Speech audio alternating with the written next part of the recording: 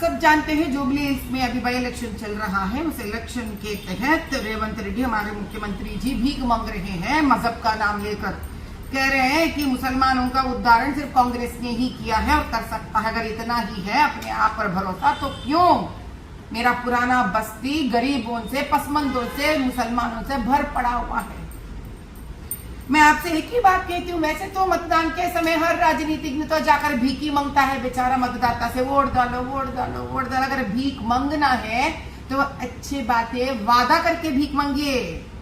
आर्थिक रूप से पिछड़े हुए लोग और पसमंदों से कहिए हम आपको पक्के घर बनाएंगे, गवर्नमेंट स्कूल्स का उद्धारण करेंगे, आपको सही रूप से अस्पताल गवर्नमेंट के बना के देंगे, जो अस्पताल है उनमें सही हम आपको मेडिसिन देंगे।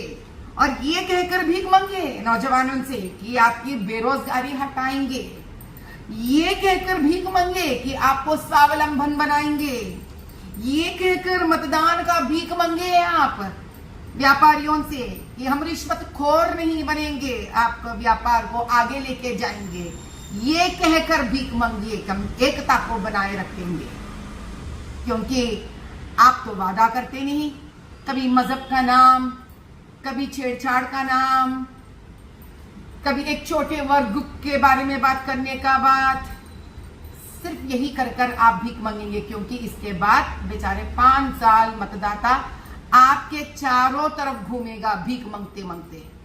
अब ये कांग्रेस की पुरानी कचड़ा राजनीति बंद करिए, कुछ अच्छी राजनीति करने की कोशिश कीजिए। जय बोलो भारत माता की जय।